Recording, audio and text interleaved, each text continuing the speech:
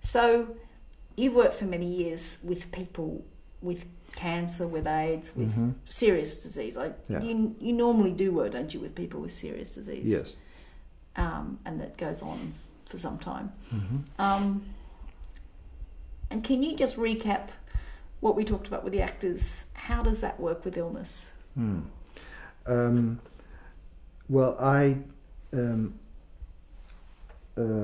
work from a belief system. Of course, everybody works from a belief system. My idea about medicine is that it is not just the physicalist way of looking at medicine, that only physical things can cause these physical illnesses. I think that there's a whole range of things that can cause them, and I also think that we have an ability to heal ourselves, not so much to heal ourselves all alone. I think it's very important that you get chemotherapy. I think it's very important, even though it knocked you out this time.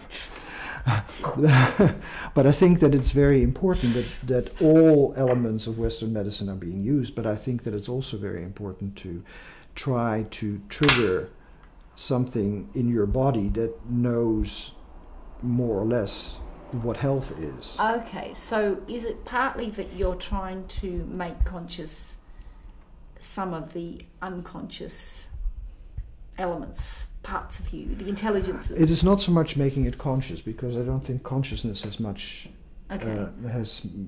power.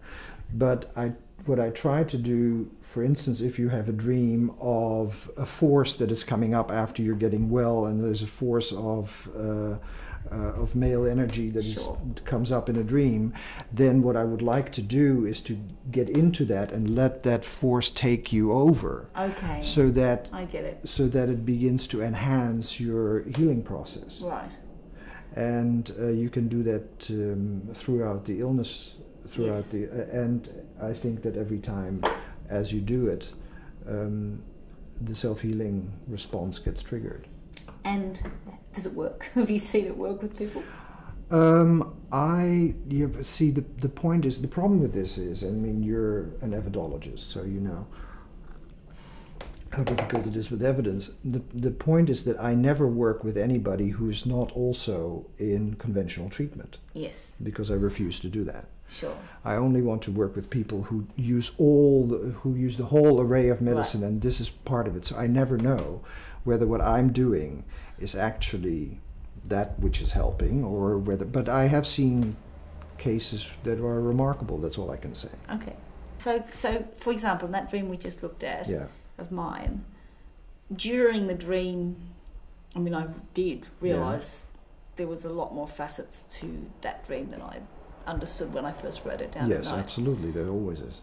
And so you can make the character much richer.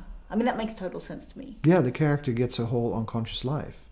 So it is not that it is just an actor playing a character, but it's a character possessing an actor. So it's that's what I really like. That's the exciting idea that I'm really interested in. Yeah, and so what I'm trying to do with working with your dream is try to help the process possess you. What happens to you when you're possessed by this dark side of the house, the dilapidated side of the house, by that house that's not being taken care of? What happens when that embodiment takes possession of you and you can fully feel it in your body?